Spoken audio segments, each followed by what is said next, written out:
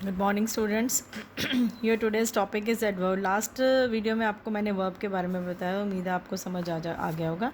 अब adverb, adverb यानी कि जिसको हिंदी में हम बोलते हैं क्रिया विशेषण, जो कि an adverb is a word that modifies the meaning of an adjective verb और सम अदर एडवर्ब। यानी कि जो है एडवर्ब जो है वो किसी एडवर्ब की विशेषता प्रकट करते हैं, क्रिया की विशेषता, वर्ब की और एडजेक्टिव की विशेषता जो प्रकट करते हैं उनको हम बोलते हैं adverb. For example, Meera is very sad, the child wept bitterly, a horse runs fast, he walks very quickly.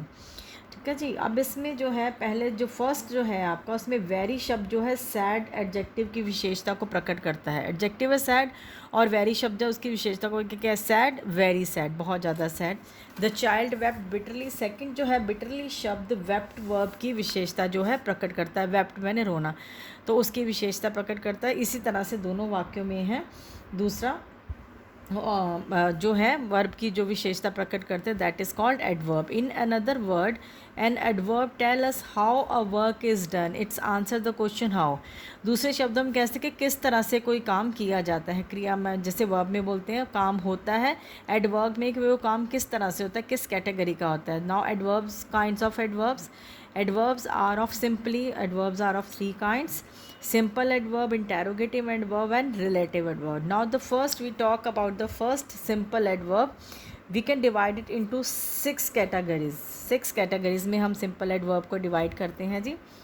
Simple adverb can be further subdivided into six categories. इनको हम divide करते हैं। Adverb of time, these indicates the time of an action, किसी क्रिया के होने का समय क्या है, किस समय पे वो काम होता है।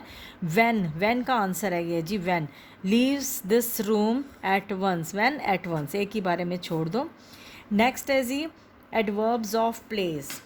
एडवर्ब्स ऑफ प्लेस यानी कि इसमें जो है क्रिया की जगह का के बारे में बताया जाता है कि किस जगह पे वो क्रिया हो रही है। वेयर शब्द का उत्तर जो है वो पता लगता है। Like he is sitting there, वो उधर बैठा है। शी इज़ इनसाइड, वो अंदर है। यानी कि प्लेस जो है, जगह जो है, उसके बारे में बताया जाता है। Now your third is adverb of number. Adverb of number में बताया जाता है कि वो काम कितनी बार किया गया है, कितनी बार वो काम किया जाता है। Adverb of number. हाउ ऑफर एंड व्हाट ऑर्डर जैसे शब्दों के जिसमें उत्तर दिए जाते हैं। How often, in what order, like for example I visit my grandmother twice a week, यानी कि 2 बार। तो पता लग गया कितनी बार वो काम होता है, 2 टाइम्स। तो adverb of number this. Now next is adverb of manner, quality और state. Adverb of manner, quality और स्टेट में जो है एडवर्ब को करने के ढंग के बारे में बताया जाता है जी, कि किस तरह से वो काम किया जाता है। कोई भी काम है किस तरीके से होता है। Like she speaks English fluently, वो इंग्लिश बोलती है कैसे, फ्लुएंटली, बहुत अच्छी तरह से, बहुत तरीके से, तेज़ी से। Now your next is adverb of quantity, extent और degree. Quantity, extent and degree.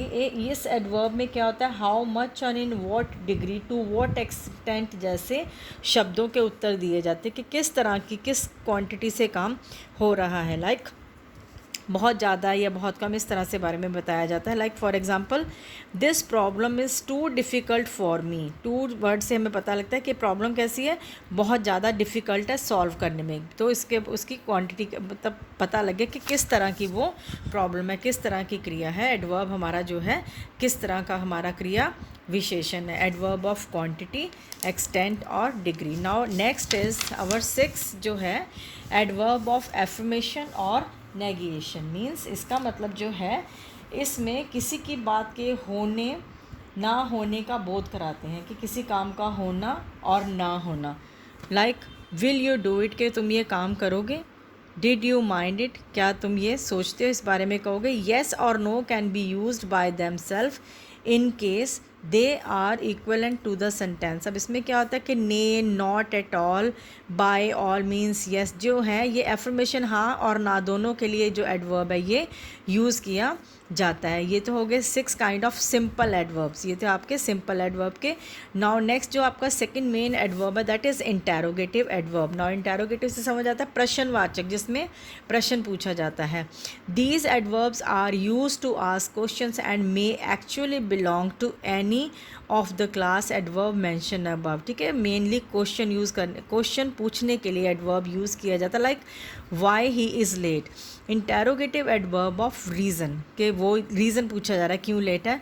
Where do you live, interrogative adverb of place. ठीक है जी, इस तरह से इनको अलग अलग कैटेगरीज में डिवाइड किया गया interrogative adverb. Now relative adverb, relative means संबंधित। These are the same in front of as the interrogative observe. They are just like interrogative observe, but उसमें क्या होता है कि but instead of asking question पूछने की बजाय दे join sentences, सेंटेंस को join करने के लिए relative adverbs जो है वो यूज़ किए जाते हैं। Like a relative adverbs is therefore a double part of speech. Adverb भी है और कंजंक्शन वर्ड भी है, दोनों को जोड़ता है। For example this is where he lives, joining words है। कंजंक्शन आपको जो आपका फर्स्ट चैप्टर था पार्ट ऑफ स्पीच में कंजंक्शन बताए गए थे, ये उसमें कंजंक्शन की तरह भी और एडवर्ब की तरह भी रिलेटिव एडवर्ब जो है जी हमारा यूज़ होता है। That's all for today. Book में से इसको आप ध्यान से पढ़ लेना और इससे रिलेटेड आपको एक्सरसाइज में बता दूंगी और उसको सॉल्व कर लेना। That's all for today. Good day.